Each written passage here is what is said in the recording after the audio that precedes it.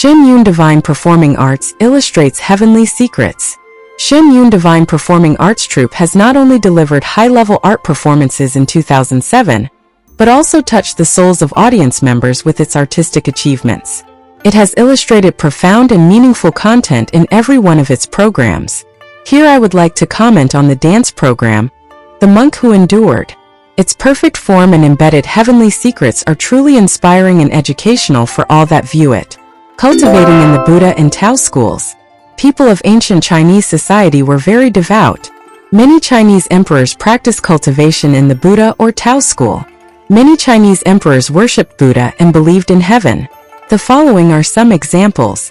The Yellow Emperor, who reigned from 2697 to 2598 BC, practiced in the Tao school and became a Taoist deity. Emperor Wu of the Liang dynasty, who reigned from 502 to 549 AD, embraced Buddhism. He spent time in a Buddhist temple so he could cultivate. Emperor Taizong of the Tang dynasty, who reigned from 626 to 649 AD, saw monk Xuanzang off when he left for India to get Buddhist scriptures. They were needed to spread Buddhism in China's Tang Empire. Emperor Xuanzong of the Tang dynasty, who reigned from 712 to 756 AD, traveled to Famen Temple and brought Buddha Sakyamuni's finger bone, called sarira or ring cell, to the royal palace. Emperor Huizong of the Northern Song dynasty, who reigned from 1100 to 1125 AD, named one of his paintings after a temple. Note: this was written down in a novel by Jin Yong and is not a historical fact. Emperor Xuanji of the Qing dynasty, who reigned from 1643 to 1661 AD, abdicated and became a monk. Empress Dowager Xiaozhuang, 1613 to 1688 AD, chanted Buddhist scriptures. Emperors were role models. Therefore, every family believed in Buddha. Every household burned incense and others praised those who were able to cultivate and said that they had excellent inborn quality. The families of cultivators were admired and thought to be of good virtue. Buddhism holds that one must go through the 6 states of samsara existence. Cause and effect indicates that one is predestined to receive retribution for past misdeeds or reward for having helped another in a prior life. One has to do good deeds to accumulate virtue. This became the basis for behavior in society. The monk who endured displays the social norms of that time. It was a way of life left for humans by gods. Buddhist priests played a special role in society. They spread Buddhist literature, showed compassion, and were meant to save humans from disaster, provide relief, and calm people down. Of course, there are people who are practicing Buddhists. There are those who believe in Buddha, beg Buddha for something, and slander Buddha. The dance performance truly reflects the social form that gods gave to humans. Regardless of gender, age, or social status, when people encounter disaster and ordeals, they beg Buddhas and gods for help. When Buddhas see the devout and find in them compassion, Buddhas and gods will help them by giving hints or a compassionate solution. People believe in Buddha and ask for the Tao. The human heart becomes compassionate, wisdom opens up, and peace reigns. Therefore, not only is a stable social order maintained, but also the overall morality is kept at a relatively high level. Heaven will ultimately reward good deeds and punish bad deeds. The theme that heaven will ultimately reward good deeds and punish bad deeds is well illustrated in The Monk Who Endured. A maiden fearing potential condemnation from society for giving birth to a baby out of wedlock gives up her newborn son. She is tormented by the separation from her child. The young woman's mother is also ashamed and hides from the public. Fortunately, the young woman's lover keeps his word and comes for her after he has won first place in the civil service examination. He returns to marry her, and they take their son back from the enduring monk. This is a happy ending. The monk who has endured the humiliation of being accused of having fathered the baby that was born out of wedlock continues to cultivate. Finally, he reaches consummation and obtains right fruit. This is his reward for his kind deeds. On the other hand, the wealthy woman in the play was arrogant and showed disrespect for Buddha and Buddhist monks. She only wanted to stir things up and create trouble. She meet with immediate retribution when she trips and falls. This is but a small warning from heaven. When the enduring monk reaches consummation, the wicked woman doesn't witness the magnificent moment, because she is not allowed to see such a sacred scene. If those who had spread rumors about the monk had repented and improved themselves after learning the truth, Buddha would have given them the opportunity to start over. The theme that heaven will ultimately reward good deeds and punish bad deeds permeates the dance. Cause and effect retribution is a heavenly principle and comes from the mercy gods and Buddhas have for sentient beings. Punishment that reduces karma is actually a good thing. Minor punishment is to give warning, while severe punishment is to repay the sin. This truly is a sign that a person should stop committing bad deeds. While receiving retribution, the person can eliminate the karma and be given the chance to make the correct choice. At the same time, retribution is able to warn other sentient beings that this is truly for the benefit of the individual. Evildoers suffer sudden death when they commit heinous crimes. This is the consequence for doing evil. The Buddha law is compassionate and perfectly harmonizing. If a life can redeem itself, give up doing evil and be compassionate, it has saved itself from extinction of body and soul. It is up to sentient beings to grasp every chance that comes their way to do well. It is good to remember that evil begets evil, and doing good is rewarded with goodness. Those who cultivate Buddhahood may achieve fruit status. Whatever happens comes from one's actions and behavior. It is said, what you obtain in this life comes from what you did in the last life. What you do in this life will determine what you will obtain in the future. This is a principle that heaven grants people. This principle tells people to live by the heavenly principles, be kind, and have a positive attitude. It tells us to become compassionate and do good deeds. Only then will the result be good.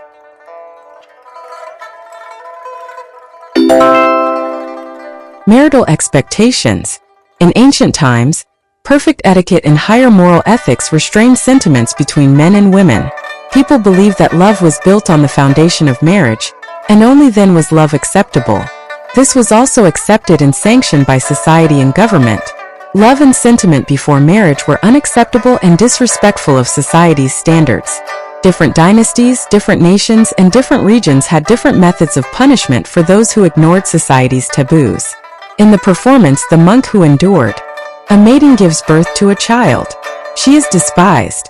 She knows that she has broken society's taboos and is ashamed. Therefore, she wants to commit suicide by jumping off a cliff. Marriage is an important facet of life. It can't be treated lightly. In ancient times, one obeyed the rules set by parents and what matchmakers dictated. Parents wanted to keep their children safe and everyone trusted matchmakers. Also, the ancients believed in gods and Buddhas and in the predestination of marriage. Men and women were not allowed to have marital relations before the wedding. This eliminated many social issues. It also was the manifestation of a high moral level concerning marital relations. In ancient times, people made the rule that marriage needed the approval of heaven and the parents, the church and the guardian. Anything else was regarded as a betrayal of the trust put into the individual. The ancients believed that marriage was a union of moral obligation. Marriage represented graciousness, righteousness, sentiment, love. Marriage was the vehicle by which one entrusted one's life to that of another. Ancients expected the husband to be righteous and to uphold favor, friendship, and moral obligation. To be the husband means to support. The husband was the true head of the household, and all the family members depended on him. He would uphold the moral obligations toward parents, wife and children, family and society. In The Monk Who Endured, the young man who fathered the child, after achieving academic honors, returns to marry the girl who had entrusted her life to him. This is also the manifestation of a husband's righteousness. An ancient proverb still survives today and counsels society. One day of being husband and wife represents 100 days of indebtedness to each other. Teacher said, "When you're nice to me, I'm happy, and when you're no longer nice to me, the feeling is gone." Then how could you count on that thing? Could emotional ties sustain a marriage? With human beings, there's not just moral obligation involved, but also between man and wife, you are indebted to each other. So in terms of the woman, when she has put her whole life in your hands, the man should realize, this woman has entrusted her whole life to me. I have to be responsible for her. Teaching the FA at the meeting with Asia-Pacific students. Achieving high levels academically and being gracious shows that the man is an emotional and righteous person. The ancients paid respect to heaven and gods and put emphasis on filial piety. Therefore, at the time of marriage, they did obeisance to heaven and earth. Let heaven and earth acknowledge that they obey their parents and have gotten approval from their parents. Husband and wife complement each other and must acknowledge responsibility to and for each other. The performance, The Monk Who Endured, has a good ending for the young couple and their out-of-wedlock child. It legitimizes the union. This is what heaven, earth, gods, and humans all hope for. Endure humiliation and cultivate. Buddhist literature stresses the importance of practicing tolerance. Cultivators in ancient times spent their entire lives practicing tolerance. Tolerance is like a knife that might pierce the heart. That knife grips the heart, punctures the heart, and no matter how painful, one must endure and remain unmoved. Tolerance means that the innermost feelings are firm and resolute, and one can endure what others cannot endure. The monk in this performance had achieved the standard and realm needed for being tolerant. This is not in the realm of non-cultivators. Cultivators must follow the principles: truthfulness, compassion, tolerance. Although the main focus of this article is that the monk cultivated tolerance, truthfulness and compassion cannot be ignored. A monk cultivates for his and two prior generations society and the world. But how can an unmarried lady who has had a child out of wedlock survive and live in the human world? The mother is anxious and worried about her daughter. How can she hold up when shamed by people? Also, how can the newborn baby survive? The monk does not think about the ramifications of the situation. His compassionate thoughts and actions are the merciful behavior of a cultivator. He is unselfish because his thought is only on what happens to others. On stage, the monk's ability to endure is in evidence when people point their fingers at him. The silent story focuses on the monk in the temple. How can he raise a newborn baby? How much suffering and how much sacrifice must he endure? What about milk, food, diapers, and clothes? What about facing other people's attitudes throughout the entire episode? The audience can only imagine what happens when, as the child grows up, he becomes ill, cries, harbors dislikes, and so on. The question is, how will the monk deal with each situation? What about the other monks in the temple? How do they feel about it and how do they react? The monk holds himself strictly to the standard of a cultivator. In the face of people's accusations, he looks but does not see. He turns a deaf ear, holds no complaint or hatred, and has a heart that is tranquil like still water. The monk has to look after a mischievous and yet lovable child. He protects a life. When the child's parents come for the child, he does not resist. He can give up what he has nurtured for so many years. Everything happens naturally. He does not hold an average man's sentiment. When the child's family wants to pay him, he is oblivious to this gesture. He unconditionally does everything for all living beings and his heart is not moved. When non-practitioners understand the truth, praise him, and feel grateful, he is not joyful. He does not show off. He is completely outside human sentiment and beyond the ordinary. At that time, he completes his cultivation. This is the cultivation process of a monk. During the finale of the performance, the monk reaches consummation. The mountains and rivers shake. The Buddha light illuminates everywhere. All is holy and magnificent. At the same time, the humans kowtow, bending their knees and bodies in supplication, indicating deep respect for being able to witness the monk reach consummation. They understand the honor of being present at such an event. Why do the mountains and rivers shake? Why is the head of the enlightened monk bathed in light? The consummation of any enlightened being is an earth-shaking and important event. When this happens, the earth may shake, a bright light can be seen, and a sound like thunder is heard. All this alerts humans to an important event. When a monk reaches consummation, the light of wisdom and the light of truth appear in human world. All sentient beings bow in appreciation, thanking those above for their benevolence.